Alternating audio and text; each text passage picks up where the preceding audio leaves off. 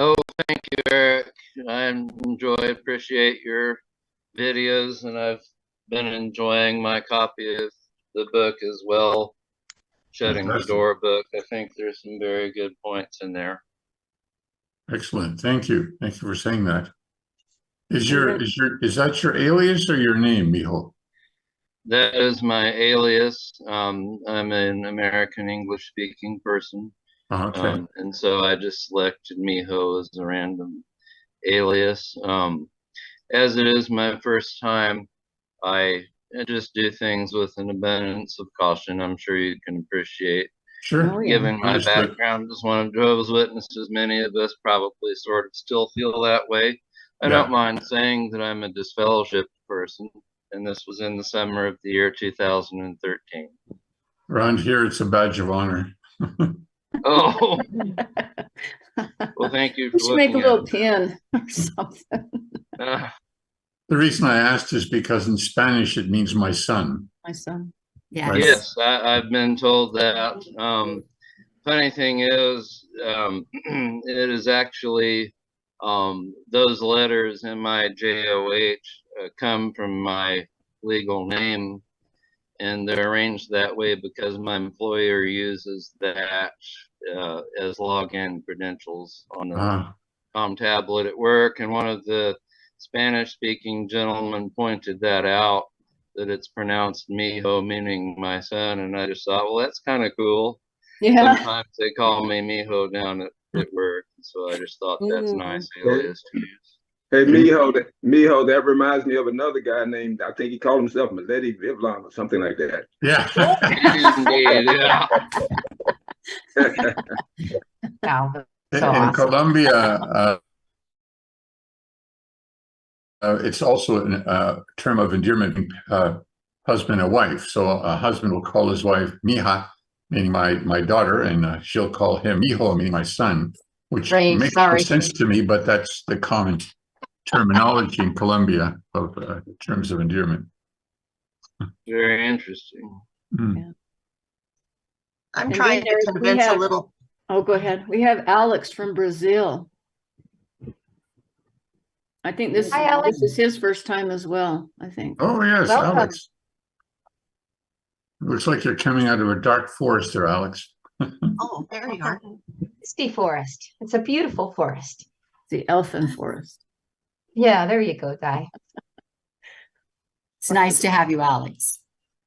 A You're lot of us welcome coming here. out of a dark forest. I've been trying to talk a friend of mine into the meetings, and her background is that she's been told Catholic stuff, and then she has another religion in her family and then she gets all confused. And then I said, well, why don't you come to mine? And she was thinking it was a literal place. I'm like, no, it's on Zoom.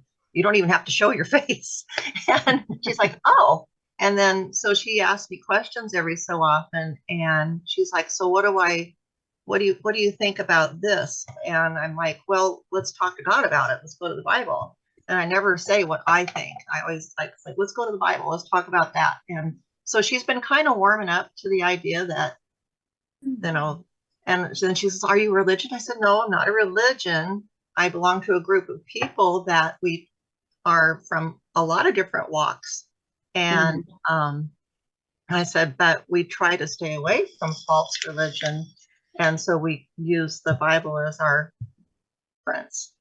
And so she's like, oh, okay. And I said, well, just try it out sometime. Well, now her biggest problem is that she has her autistic son on the weekends. She has her son on for 4 days of the week, and one of them lands on Sunday.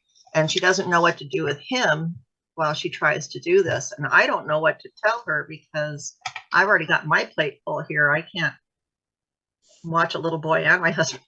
So I don't know how to help her with that. If you guys have any thoughts, let me know, because I would really like to encourage her, but she just doesn't know how to break free for a little bit. And I don't know what to tell her.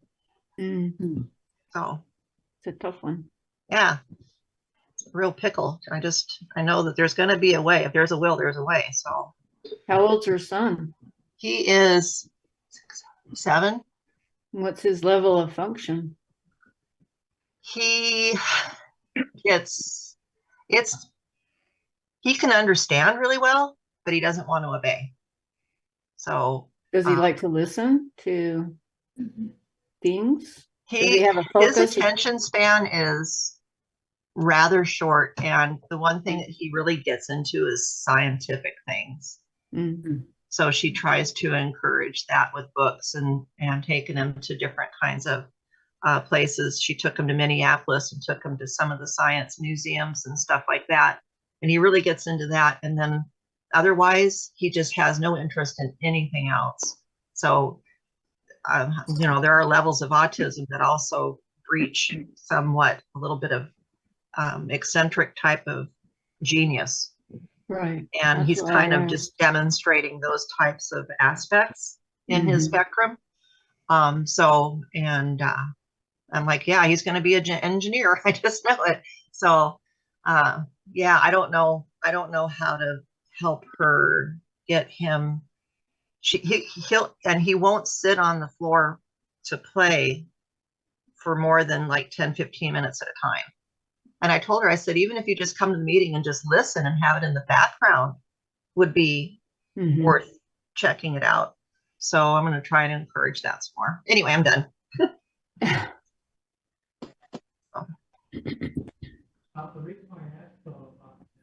Hi, This, Nina. this gal coming Sorry. on now, Valerie Rose, Carrie, her grandson is on the spectrum as well. She just signed on, Valerie Rose. Maybe you could private chat her. Oh, that would be nice. Mhm. All right. Hello, Wendy. Excuse me, Yes, everybody. Nina. Hello, everyone. Lovely Hello. to see you all. It's wonderful. Lovely to see you too. Linda, Linda from Spain, she Yes. asked you if you could record this meeting for her Uh-huh. because she is actually on a flight now. So she said if you don't mind recording it for her. I can record it audio. I did speak with her or responded to her text yesterday, her WhatsApp. So I did speak with her. She sent me a picture of her at the Grand Canyon. So that was nice. Yeah, yeah, Oh, yeah. I've seen it. It's wonderful, isn't it? Yes. Philo just asked, hello, Philo, if anyone has heard news of the bombing of the convention in India, Kerala, and maybe Benzie could tell us a little bit about that, as she knows she lives in that part of the world. Would you like to share with us, Benzie, about that? Yeah, sure. See, I don't know pretty much about that incident, but a person, he is also from that same JW congregation, and he have told them many times like what their teachings, the teachings that they are doing are wrong, but they were not listening because they don't. He is telling that I have written that in that chat section. Let me read to you all. It's written that he's telling. 1 second. He's saying that I did this so that the world would listen to me. The government should open its eyes. Media should not telecast the technology of the bomb. Because he says that these people are against the government and they believe that they are the only people who are going to get saved and all the rest of the world are going to get perished. They are the only ones. And he did not like that. And he is saying that they don't help anyone or respect anyone. When a child is put in kindergarten, he is asked not to take a toffee from his fellow friends because they are not they are the part of this world which is demonic, and they are all going to be perished. So these JW are the only ones to be saved. So he told that the Bible doesn't teach that. And those congregation leaders, they never used to listen or heed to him. So he took this action to create an awareness to the government of India. So that was the step that this was a news actually. I got it from the media, as well as it was the news from the news channels. So many people are coming against JW's teaching and their ideology. Terrible way to make a point, though, isn't it? What I Yes. say? It is, although negative. And of course, witnesses will just view that as saying, "I see persecution. We must be doing the right thing." Yep. Right.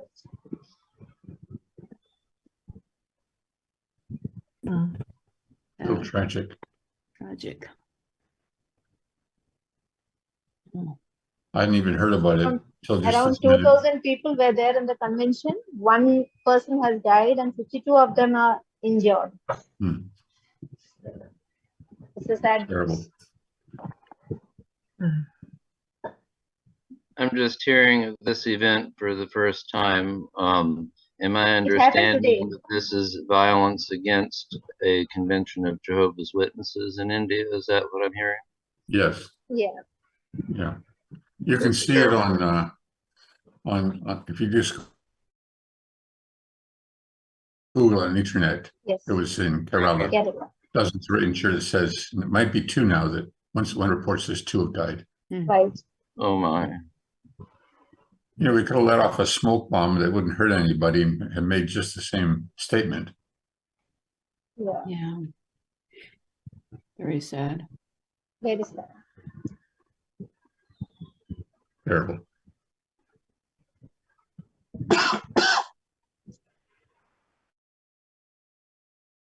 Eric, can I just ask very quickly, how did you get on with your protest against shunning, or if I missed that part, in the US?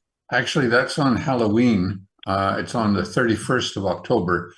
And we decided not to go after all. The idea was to go not to be part of the protest, but just to interview people and to witness it and maybe report on it. But it's after finding out more about it, it's just not possible to do that. You know, you basically have to be part of it or stand outside.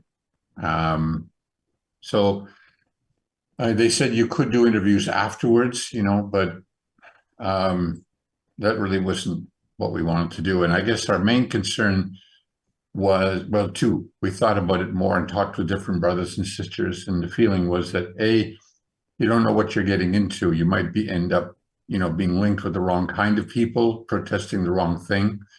And the other thing was, because it's done on Halloween, there'd probably be a lot of people who would go there wearing, you know, Halloween costumes, ghosts and goblins and all of that. And again, that's not what we're about, you know. So we thought it was wiser just to let the news report on it, and then we can always comment on it if we feel it might, you know, help others to wake up.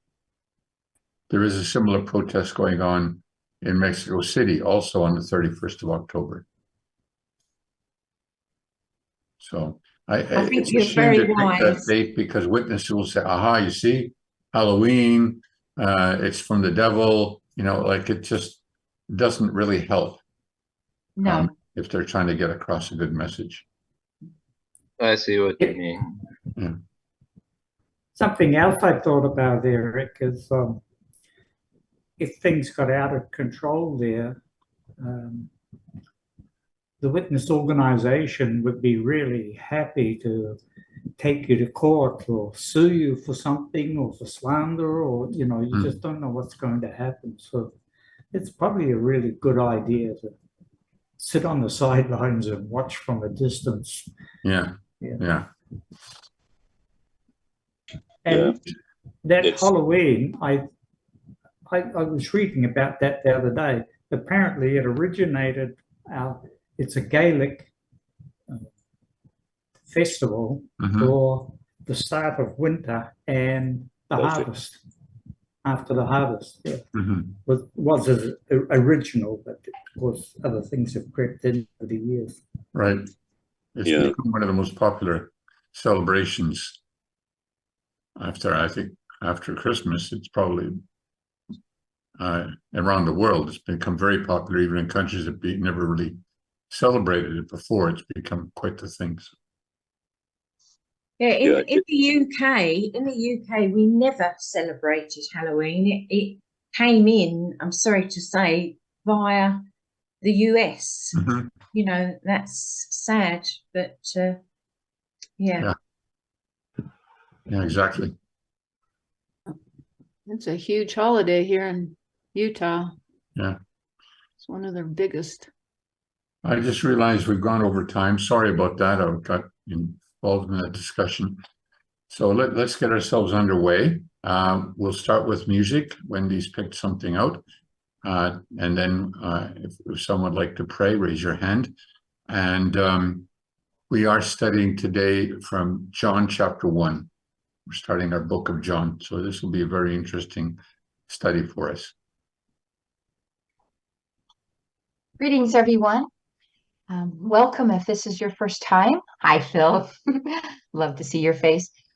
So I thought today, since we're switching now to another gospel and just starting it, we could have a song that's sung in Hebrew, because we are really, in effect, talking about the transition from the Old Covenant to the New Covenant. So here we go. And isn't it interesting to learn to think of our Father, our Heavenly Father, as a Father rather than as a Lord or as Yahweh? There's a very intimate personal relationship that we're going to be developing through the Gospels. So here we go.